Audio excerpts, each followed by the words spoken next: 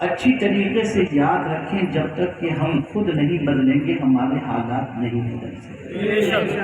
ان اللہ لا یغیر ما بقوم حتی یغیر ما بانفسهم۔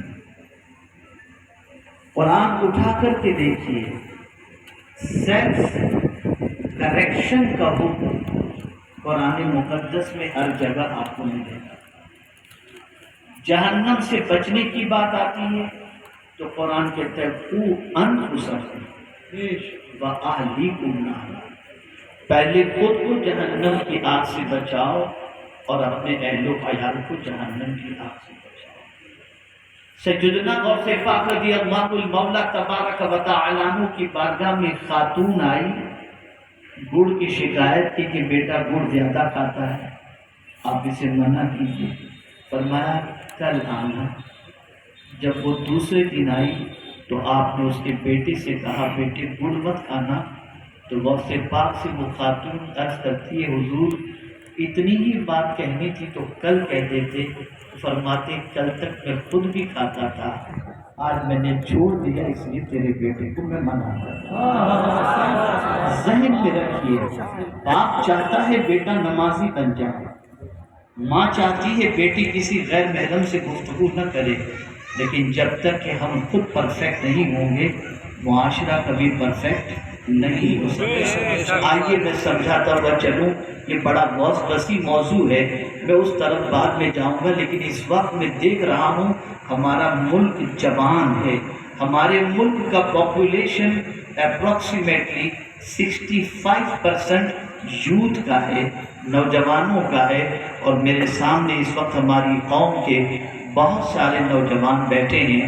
میں نے دنیا کے مختلف ملکوں کا دورہ کیا، دانشوروں کے بچوں کے ساتھ بیٹھنے کا موقع مجھے نصیب ہوا، لیکن زیادہ تر جب میں اپنی قوم کے نوجوانوں کو دیکھتا ہوں تو کبھی کبھی تنہائی میں سوچنے پر مجبور ہوتا ہوں، جس قوم کے نوجوانوں کے سینے میں ایمان کی شمع روشن ہو، لیکن ان کی بے راہ روی کا عالم یہ ہے نہ چلنا جانتے ہیں، نہ بات کرنا جانتے ہیں، نہ بیٹھنا جانتے ہیں، کوئی ڈھنگ نہیں، کوئی طریقہ نہیں، کوئی ادب نہیں، کوئی رسپیکٹ نہیں، ایک لاوالی پن کی طرح اپنی زندگی گزار رہے ہیں۔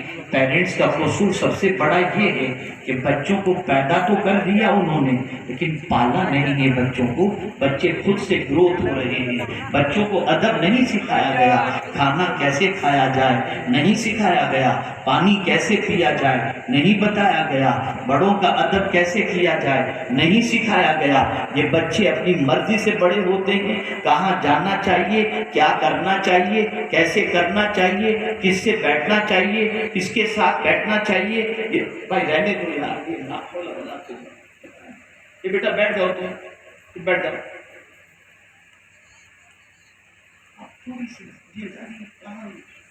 ایک مرتبہ درود شریف پڑھیں۔ اللہم صلی علی سیدنا و مولانا محمد معدن الجود والکرم وآلہ وصحابہ وبارک وسلم۔ اب میں آپ کو تھوڑا سمجھاتا ہوا چلوں تاکہ آپ آئینے میں اپنی شکل دیکھ سکیں، اور آئینہ ہے قرآن، قرآن میں اپنے آپ کو دیکھیں، اس لیے کہ قرآن سب سے سچی کتاب ہے، سیدھا راستہ دکھانے والی کتاب ہے۔ اس وقت میں اپنی قوم کے نوجوانوں کی جوانی کو برباد ہوتے ہوئے دیکھ کر اندر سے اڑ رہا ہوں۔ میں جوانوں کو بتاؤں کہ جوانوں تمہارا مقام کیا ہے، تمہارا مرتبہ کیا ہے، تمہاری رسپانسبلٹی کیا ہے، تمہیں زندگی گزارنے کے اصول اللہ عز و جل اور اس کے رسول صلی اللہ علیہ وسلم نے کیا عطا فرمائے۔ آئیے سب سے پہلے میں قرآن کی اس آیت کی طرف آپ کی توجہ کو مبذول کراؤں جس میں رب قدیر جل جلالہ نے تخلیق انسانی سے لے کر یعنی انسان کے پیدا ہونے کے وقت اس کی کیفیت کا تذکرہ فرمایا، اور اس کے بعد اس کے اینڈ کا تذکرہ فرمایا۔ اللہ فرماتا ہے اللہ الذی خلقکم من ضعف، اللہ ہے جس نے تم کو کمزور پیدا کیا۔ اللہ نے کیسا پیدا کیا؟ بولیے بولیے، ایک پیدا ہونے والے بچے کو دیکھے کتنا کمزور ہوتا ہے. اپنی ولادت کے وقت کو یاد کیجیے. جو بچہ پیدا ہوتا ہے اس پیدا ہونے والے بچے کی کمزوری کا عالم یہ ہوتا ہے، ہاتھ تو ہوتے ہیں پکڑ نہیں سکتا. بیٹھ جاؤ یار. آپ سبھی حضرات سے گزارش ہے، باہر سے تشریف لائے ہمارے مہمان بار بار کہہ رہے ہیں آپ سے، آپ لوگ چیئر تکلیف نہیں کر رہے، بیٹھ نہیں پا رہے، سکون سے بیٹھ جائیں. تبھی آپ کو سماعت فرمانی ہے. یہ اچھا میسج نہیں جا جو آپ لوگ دے رہے ہیں، سبھی لوگ بیٹھ جائیں. ایک مرتبہ درود شریف پڑھ دیں. اللهم صل على سيدنا مولانا محمد معدن الجود والکرم والی باصحابہ بارک وسلم. تھوڑی دیر میں، زیادہ دیر کے لیے بیٹھا بھی نہیں ہوں، کچھ دیر ہی مجھے نکلنا ہے. کچھ باتیں میں سماعتوں کے حوالے کروں، اس لیے میں چاہتا ہوں کچھ سمجھیں آپ. اور وہ لوگ جو اس طریقے کی حرکت کرتے ہیں وہ در حقیقت شیطان کی شرارتوں کے شکار ہو کر محفل کو خراب کر رہے ہیں. ہماری محفلوں میں آنے والے لوگ بدل کر کیوں نہیں جاتے؟ اس کی سب سے بڑی وجہ یہ ہوتی ہے کہ اس محفل میں بدلنے کی نیت سے شاید ہی کوئی آتا،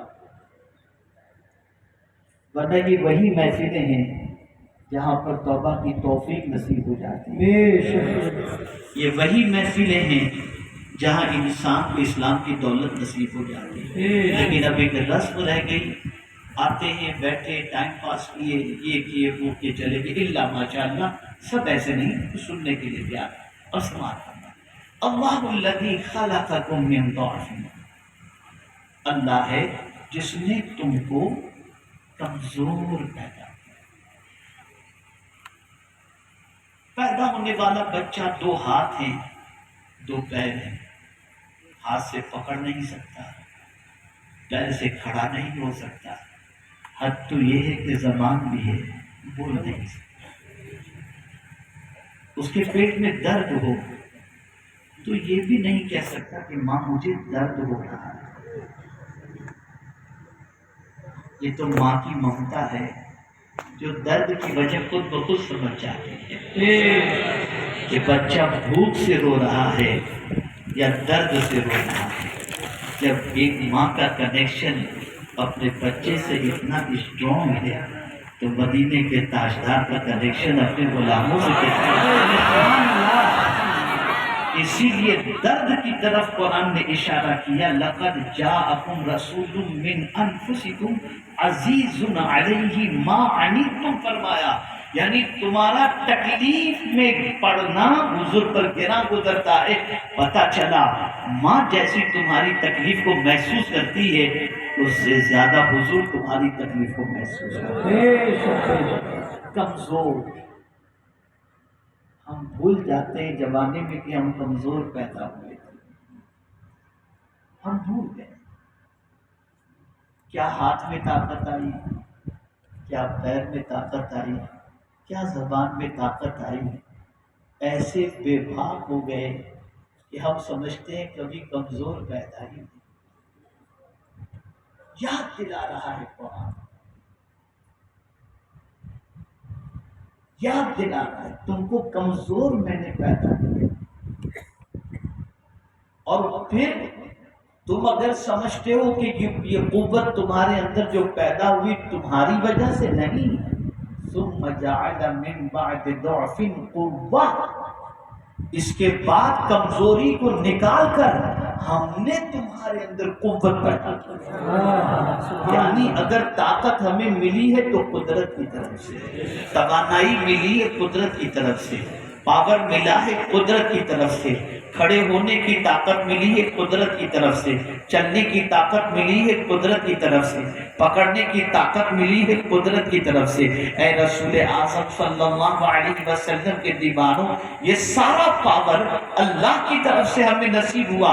تو پھر پروردگار نے فرمایا اپنی مرضی سے مت چلنا. یہ نہ سوچنا کہ یہ ہاتھ میرا ہے میں جو چاہوں کروں، یہ پیر میرا ہے میں جو چاہوں کروں، یہ آنکھ میری ہے جو چاہوں دیکھوں، یہ زبان میری ہے، جو چاہوں کروں، نہیں نہیں۔ قرآن نے مینشن کیا یوم تشہد علیہم السنتہم وایدیہم وارجلہم بما کانوا یعملون۔ میرے بندے تو ان ہاتھوں سے گناہ کرتا ہے نا، یہ ہاتھ تیرے خلاف قیامت کے دن گواہی دیں گے، اس لیے کہ ان ہاتھوں کو بولنے کی طاقت میں عطا کروں گا، اور قیامت میں یہ بولیں گے جن ہاتھوں میں میں نے قوت دی، جن پیروں میں میں نے قوت دی، جس زبان کے اندر میں نے طاقت دی، یہ سب کے سب قیامت میں تیرے سلسلے میں گواہی دیں گے۔ اس لیے بندے سنبھل کر استعمال کرنا، ہاتھ کو سنبھل کر استعمال کر، پیر کو سنبھل کر استعمال کر، زبان کو سنبھل کر استعمال کر۔ اللہ اکبر۔ پیروں کے بل پہ جانا ہے تو کہاں جائے گا؟ آپ نے کبھی سوچا انسان کی روح قبض ہوتی ہے تو سر سے قبض نہیں ہوتی، ابتدا پیر سے ہوتی ہے۔ روح پہلے پیر سے نکالی جاتی ہے۔ کیوں پیر سے نکالی جاتی ہے؟ آپ نے جانور کو دیکھا ہوگا کہ جانور کو جب عید الاضحیٰ کے موقع پر ذبح کیا جاتا ہے تو وہ بہت اچھلتا ہے، بہت کودتا ہے، بہت جو ہے اپنی طاقت و توانائی کو خرچ کرتا ہے اور بھاگنے کی کوشش کرتا ہے۔ بس اوقات ایسا بھی ہوتا ہے کہ بڑے جانور اٹھ کر کے بھاگنے لگتے، پھر پکڑ کے لایا جاتا ہے اور پھر اس کو ذبح کیا جاتا ہے۔ پیر سے انسان کی روح نکالنے کا آغاز اس لیے ہوتا ہے کہ بندے تو بھاگ نہ سک، تو بھاگ نہ سک، اس لیے روح پہلے پیر سے نکالی جاتی ہے تاکہ بندے میں بھاگنے کی طاقت بھی نہ رہے۔ یہ پیر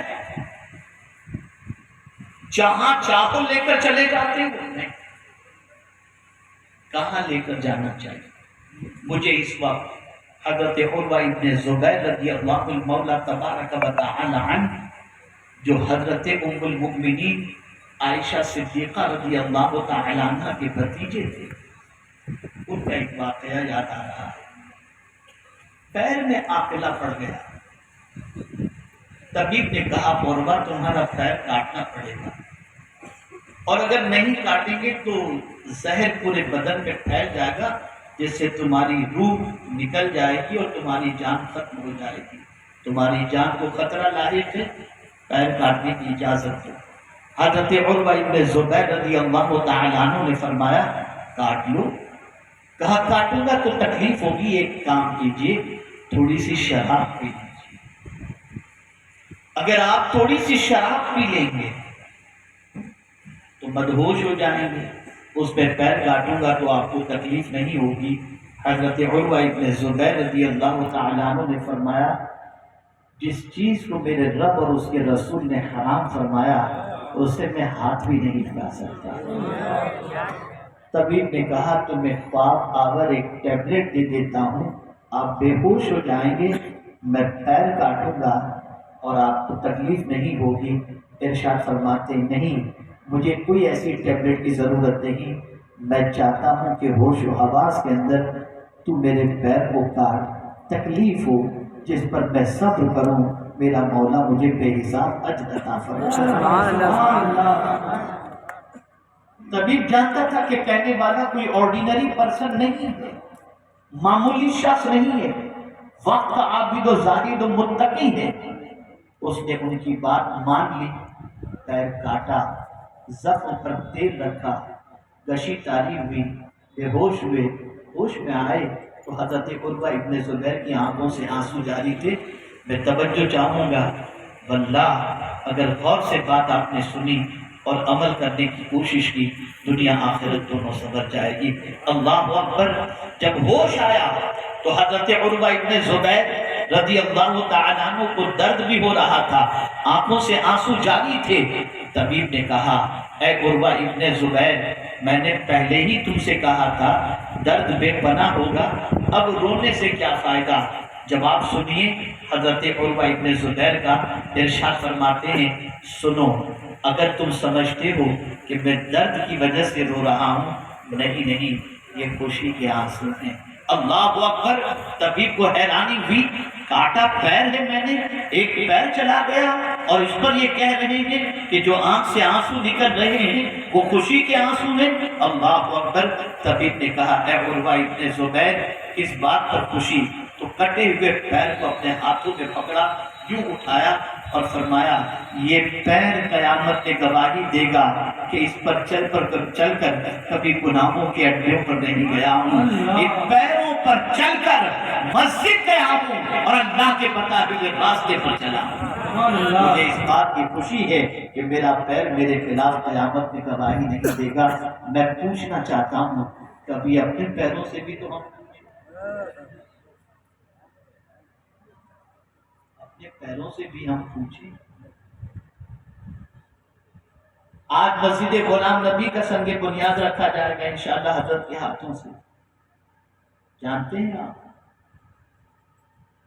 قیامت کے دن عرش کے سائے کے علاوہ کوئی سایہ نہیں ہوگا۔ آپ یہاں سوچیں 40 ڈگری کے اندر آدمی حالت خراب ہو جاتی ہے، سایہ ڈھونڈتا ہے، دوپہر پہ نکلتا ہے تو منہ ڈھانپ کر چھاتا لے کر دیوار کے سائے میں۔ قیامت میں کوئی سایہ نہیں، نہ درخت نہ دیوار، کچھ بھی نہیں، نتھنگ، چٹیل میدان۔ ابھی تو سورج کافی ڈسٹینس پہ، وہاں تو بہت قریب ہوگا، لیکن کوئی سایہ نہیں ہوگا۔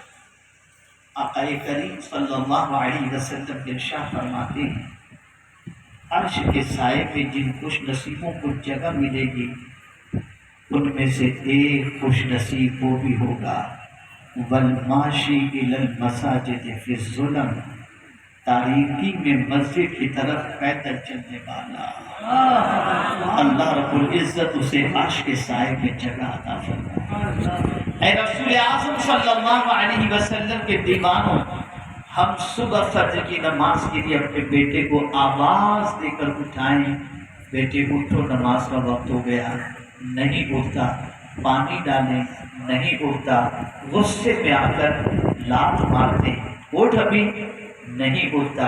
میں حیران ہوں ہماری اتنی کوششوں کے باوجود جیتا جاگتا بچہ ہماری ٹھوکروں سے نہیں اٹھتا۔ غوث پاک ٹھوکر مارتے تو مردہ زندہ ہو جایا ہوتا۔ یا اللہ ماجرا کیا تھا؟ ماجرا سب سے بڑا یہ تھا جو غیر اللہ اس کے رسول کی اطاعت